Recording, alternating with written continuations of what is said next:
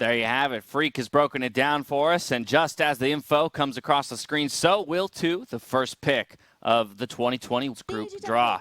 And there you have it, ladies and gentlemen. TL straight away from North America, the 3rd seed, representing us in the play-ins. Sure, of course. No surprises here. We are doing the play-ins draw first. Team Liquid won 4 LCS titles back to back to back to back. They had a rough spring. They brought in a new AD carry. They brought in a new head coach. Pretty much back on form in summer. They won the regular season, narrowly only 3rd place here in the playoffs, but honestly, the 3 NA seeds are all pretty close in power level, I would say. Number 1 before dropping off in playoffs. So, of course, only 4 teams can make it out of the play-in stage overall. Theoretically, 3 can make it out of each group, and from what I saw in rehearsal, this is going to be over in Group B. So LGD and TL are not in the same group. They're both headlining, though, as very strong Look teams. for our 3rd team to be pulled out of Pool 1 here for the play-in stage. Ooh, and Mad Lions get Ooh, drawn to baby. Team Liquid's groups. We get to start NA versus EU early here at Worlds. This is fun. Now, the number 1 team in the play-in group automatically makes it out into Worlds groups. Number 2, 3, and 4 have to play best of 5s in some version to make it out, which means I'm already excited for these 2 top dogs in the group to play out. Mad Lions, the number 4 team from the LEC. Mentioning how many young players are on that roster, so play-in's going to give them plenty of time to acclimate to that international stage. And just following suit here with our final Pool 1 team, PSG.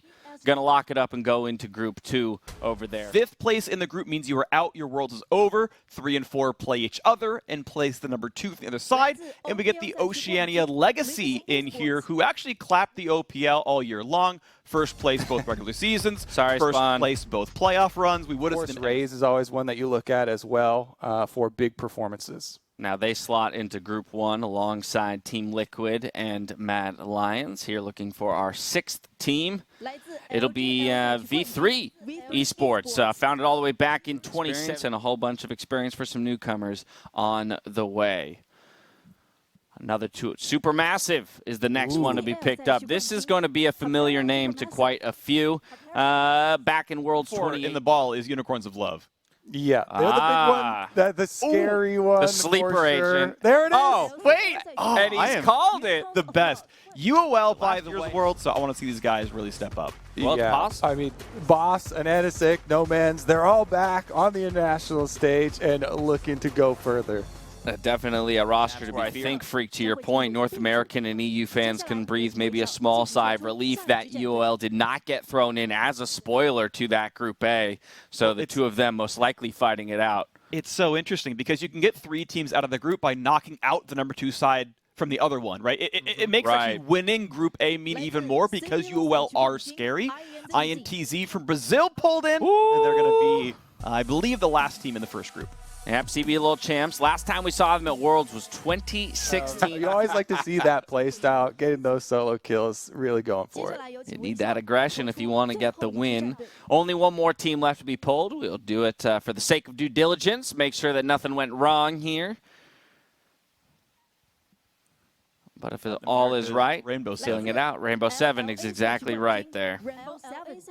And this is a fun team to watch for. Groups from memory, but of course we did see, there they are now on our screens. Perfect timing. Team Liquid, Mad Lions, Legacy Esports, Supermassive, and INTZ will fill out Group A. LGD, PSG. Yeah, go ahead. Looks really good for Unicorns of Love. Like, if I'm going to see them really step up and do well, they've got a group where they can easily get 2nd. You know, on a bad day, they get 3rd. And then I think they can absolutely take down, you know, a representative from Group A on the other side. Love to see some of these legacy players up on the stage for the future World Tournaments.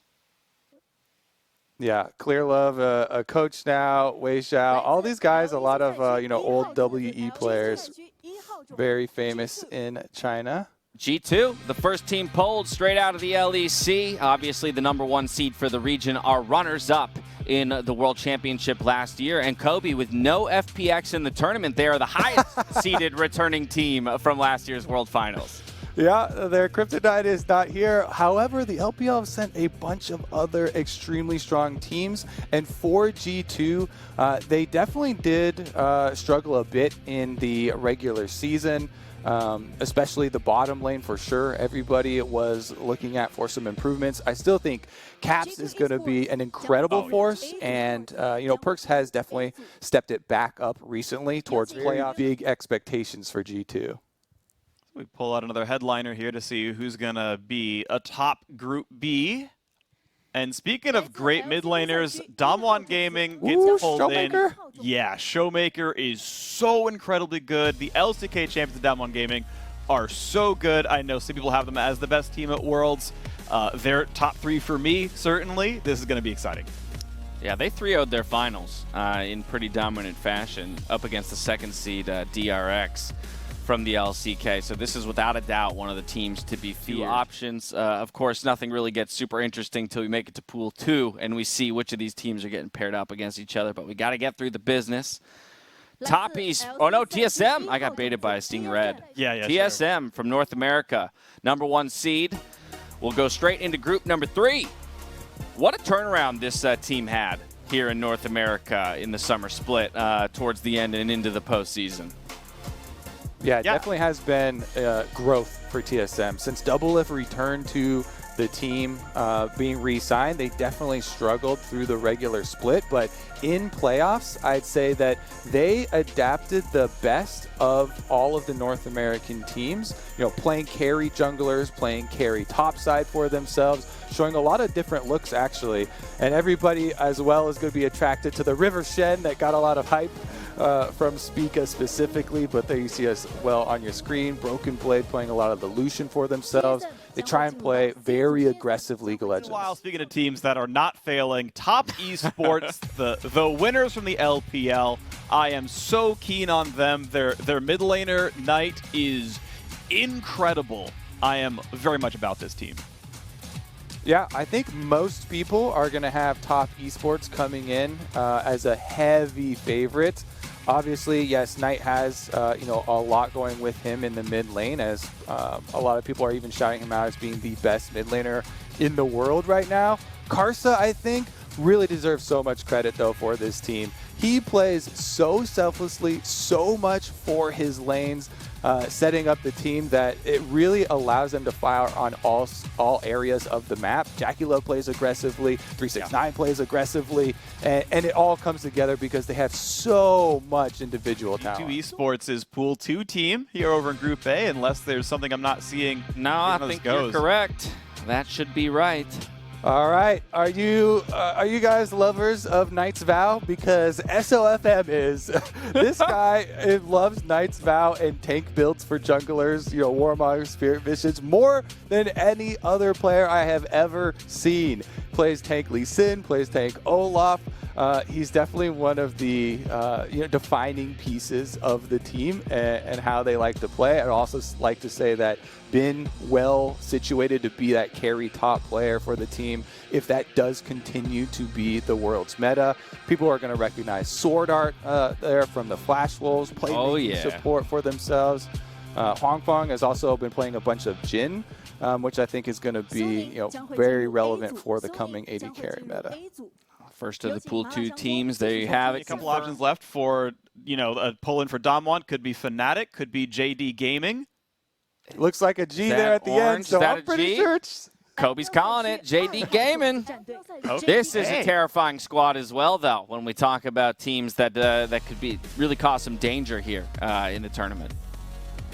JD Gaming, to me, I mean, are maybe the scariest team to come out of the LPL, actually. Like, if you really want to just look at, like, spring and summer playoffs right there, I mean, they went 3-2 against Top Esports in the spring finals winning, and then 3-2 against Top Esports in the summer finals just barely losing. Like, these teams are close in overall power.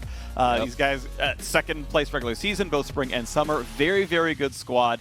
Huge favorite for me for Worlds as well. Yeah, I'm a huge fan of Kanavi for sure. Kanavi and Zoom. LV Mao, I think, probably maybe even the best support showing up. There's just so much going with this team. They play so well together. Their macro is going to surprise a lot of people that are used to the kind of old box that people put LPL teams into. This is definitely a team with huge synergy. So now the question is, if people want the TSM Rogue group, we cannot pull FNATIC right now. Like right, that, yes. the only way you get that is if you do not pull FNATIC, otherwise it precludes it. And I know a lot of people want the TSM Rogue. See what we get. I see purple. Gen G. That's FNATIC. It's the purple and yellow. So unfortunately, if Freak's assumptions are correct, we won't get that Rogue group. But FNATIC going to get slotted in. Still fun, That's an exciting one. Yeah, very much so. I mean, these are the most popular North American and European teams, I believe, in the same group. Regardless, FNATIC are an awesome team. I mean, having to come together. Selfmade is such a great jungler. He's really, really, really, really good. Hylissang, I think, is an excellent support as well. Very aggressive, gets in there a whole lot of the time. Plays the pike. I love to see it as well. I'm a FNATIC fan. I think they are a very good team, and I want to see what they can do here. Yeah, with Worlds being in China, I think, Hylissang, Bwipo, as well as finals berth a couple years ago. And just to round things out here in Pool 2, DRX is pulled.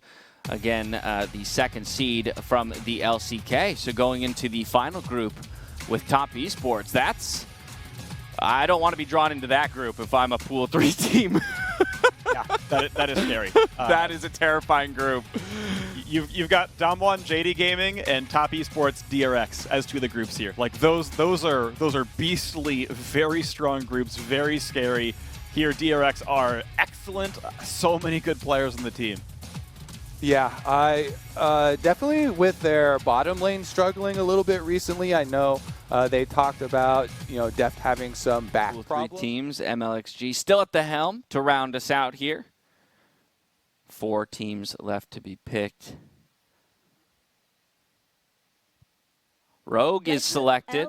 If I recall from memory, this would be going into the second group because G2 already occupies group number 1, but we will wait for verification because a whole bunch of smarter people with spreadsheets are behind the scenes making sure everything's playing out correctly before I misspeak. Let's talk Rogue, though.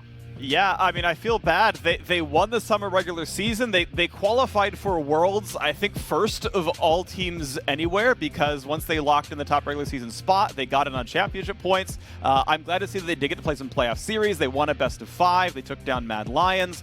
Unfortunately, getting through G2 is always very, very tough. But Rogue are exciting. They really came out swinging here in the summer split. Hansama has been grinding a ton of solo queue games. He's an excellent player overall. I'm a big fan of him.